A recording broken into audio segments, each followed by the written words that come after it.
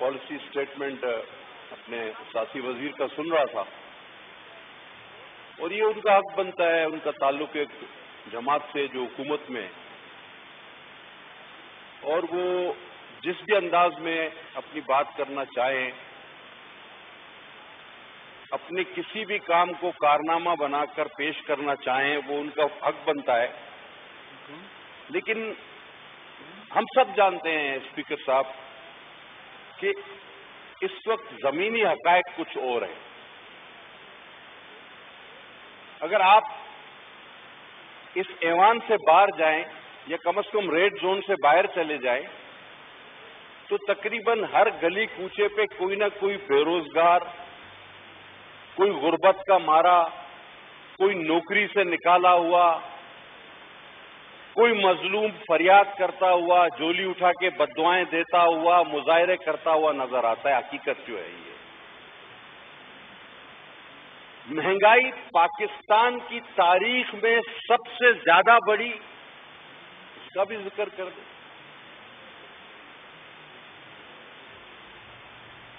دواؤں، آپ احساس پروگرام کے ذریعے بی آئی ایس پی کے پیسوں کو کاٹ کر کوئی بھی الزام لگا کر بغیر تحقیق کے اسی پیسوں کو بی آئی ایس پی کے احساس پروگرام میں لے جا رہے ہیں اور کہہ رہے ہیں جی اس سے ہم غریبوں کا علاج کرائیں گے. تو جناب آپ کے اپنے نوٹیفیکیشنز کی وجہ سے جو دواؤں کی قیمتیں 300 سے 400% بڑھی ہے، جو دوا پہلے 100 روپے کی تھی اب 350 روپے کی ہے، تو یہ احساس پروگرام کے تحت ہے یا حساس پروگرام کے تحت؟ خود آپ کے وزیر اعظم نے کہا کہ مجھے تو پتہ ہی نہیں دواؤں کی قیمتیں کیسے بڑھی، اور انہوں نے وزیر صاحب کو فارغ کر دیا. اچھا، اس سے دواؤں کی قیمتیں کم نہیں ہوئی، وہ نوٹیفیکیشن واپس لے لیتے اور دواؤں کی قیمتیں کر دیتے، وزیر صاحب کو وہی رہنے دیتے، اس میں اس بیچارے کا کوئی قصور نہیں تھا. جناب، ہم اس ایوان میں بیٹھ کر جو باتیں کر رہے ہیں بخدا اپنے دل پہ ہاتھ رکھ کے کہیں. حلقوں میں جانے کی بات، ہم ہر وقت اپنے حلقے میں ہوتے ہیں. بہت سارے دوستوں کی ویڈیوز بھی آ رہی ہیں کہ جن کو لوگ حلقوں میں ڈھونڈ رہے ہیں، تلاش گمشدہ کے اشتہار لگا رہے ہیں. وہ بھی اپنے حلقوں میں مہربانی کر کے جائیں تاکہ ان کو پتہ چلے کہ پاکستان اپنے اس دور سے گزر رہا ہے، اس موڑ سے گزر رہا ہے جہاں مڈل کلاس بالکل ختم ہو گئی، غریب جو تھا وہ غربت کی لکیر سے نیچے آ گیا. آپ نے 100 جتن کر لیے. آپ نے کہا جی کرپٹ لوگوں کو پکڑیں گے، لیکن اس نام پر آپ نے سیاسی انتقام لینا شروع کیے. کہاں گئے وہ اربوں روپے جو لندن سے آئے تھے؟ کوئی پالیسی اسٹیٹمنٹ اس کا ہے آپ لوگوں کے پاس؟ ورلڈ بینک والوں سے آپ نے جو قرضے لیے، اور ہمیشہ ہر وہ کام کیا اس بات کی نفی کی جس کا آپ وعدہ کرتے رہے، اور الزام آپ نے کہا کہ جی پرانی حکومتوں نے یہ کیا تھا.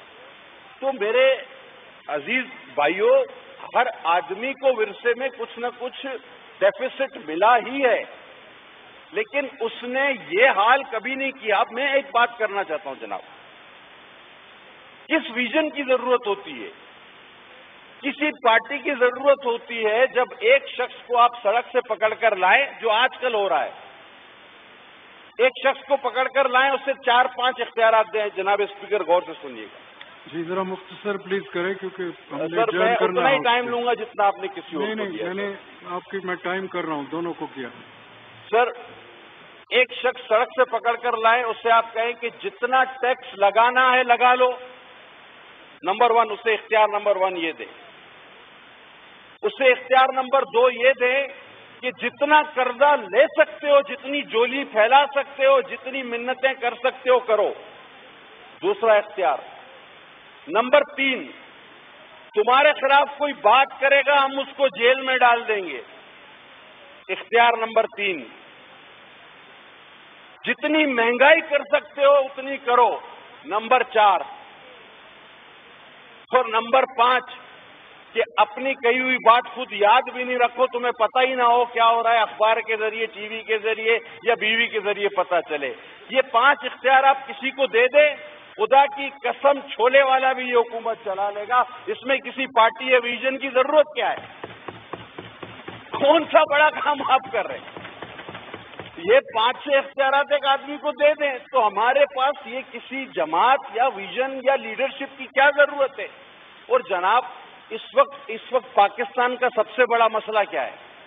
مجھے تو کہتے ہوئے شرم بھی آتی ہے اور حیرت بھی ہوتی ہے. اس وقت اس حکومت اور اس مشترکہ ذمہ دار کابینہ کا سب سے بڑا مسئلہ مہنگائی بھی نہیں، حکومت کرنا، ان کی مسئلہ ایکسٹرنل پالیسی بھی نہیں، ان کا مسئلہ ٹک ٹاک. اس وقت جو پاکستان ٹک ٹاک کا مارا ہوا ہے، کوئی فارن پالیسی نہیں. اب اس دن سر بہت بڑا واقعہ ہے، آپ کے پڑوس میں اتنی ٹینشن ہے کہ ایک ایٹمی جنگ چھڑ سکتی ہے، لیکن وزیر خارجہ صاحب کا بیان تھا، اور ان کے بیان کو اگر میں ایک لائن میں کہوں نا، جس طرح آپ کہتے ہیں مختصر کریں، تو وہ یہ تھا کہ یزید سے بھی مراسم، حسین کو بھی سلام. یہ ان کی بات تھی. عجب ہے تیری سیاست، عجیب تیرا نظام، یزید سے بھی مراسم، حسین کو بھی سلام. انہوں نے بتایا بھی نہیں کہ ہم کس کے ساتھ ہیں اور کس کے خلاف ہیں. انہوں نے کہا we are monitoring, everyone is monitoring, everyone is monitoring. جناب ذرا مختصر کریں، we are just freaking out. مختصر کریں مہربانی کر کے. سر میں مختصر ہی کر دیتا ہوں. آپ نے اپنے پوائنٹس بنا لیے فورن پالیسی کے بعد. سر